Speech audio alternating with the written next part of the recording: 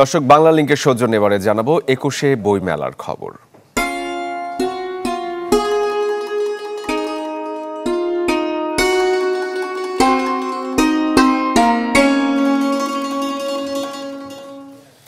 বইমেলা প্রাঙ্গণ থেকে আমাদের সাথে সরাসরি যুক্ত হয়েছেন জিনিয়া কবির সূচনা। সূচনা, বইমেলার তৃতীয় দিনের আবহাওয়াটা কেমন যদি আমাদের দর্শকদের জন্য বলতেন।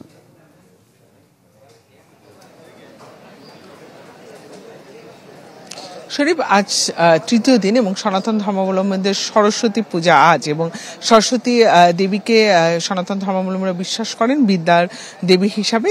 তারা তার পুজো অর্চনা করেন এবং সে কারণে কিন্তু শিক্ষা প্রতিষ্ঠানগুলোতে সাধারণ ছুটি ঘোষণা করা হয়েছে। এ কারণে অন্যান্য দিনে অর্থাৎ মেলার শুরুর যে দুদিন, সেই দুদিনও কিন্তু আমরা বিকেল থেকে সন্ধ্যার দিকে বেশ ভিড় দেখেছি। তবে আজ যে ভিড়, সেটি কিন্তু চোখে পড়ার মতো।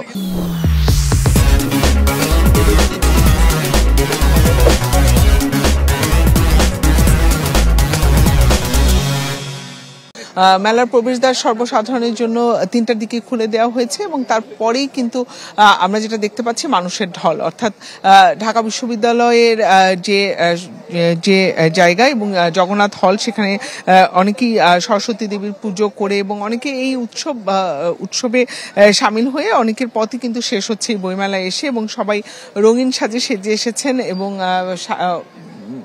নারীরা অধিকাংশই শাড়ি পরে এসেছেন আর সরস্বতী দেবীর পুজো উপলক্ষে। এবং আপনি দেখতে পাচ্ছেন যে আজ কিন্তু মেলা শুরু না হতেই বেশ ভিড়, এবং প্রকাশকরা বলেছেন যে এই দুদিন ভিড় থাকলেও বই বিক্রি তেমন করে ছিল না। তবে আজ কিন্তু শুরু থেকে, অর্থাৎ বইমেলার যে শুরু, তখন থেকেই কিন্তু মানুষ বই কিনছে এবং তারা আশাবাদী যে তালিকা মিলিয়ে রাখছেন যারা বইমেলার যে ভিড়, শুরুর দিক থেকেই যে বইমেলা জমে উঠেছে এবং আজকের যে ভিড়, তাদের প্রত্যাশা পূরণ করতে পারবে এবং বইমেলা জমে উঠবে, এই প্রত্যাশাই কিন্তু করছেন প্রকাশকরা। এবং তারা বলছেন যে সময় যত গড়াবে তত কিন্তু বইমেলা ধীরে ধীরে জমে উঠবে। শরীফ, সূচনা, ধন্যবাদ আপনাকে।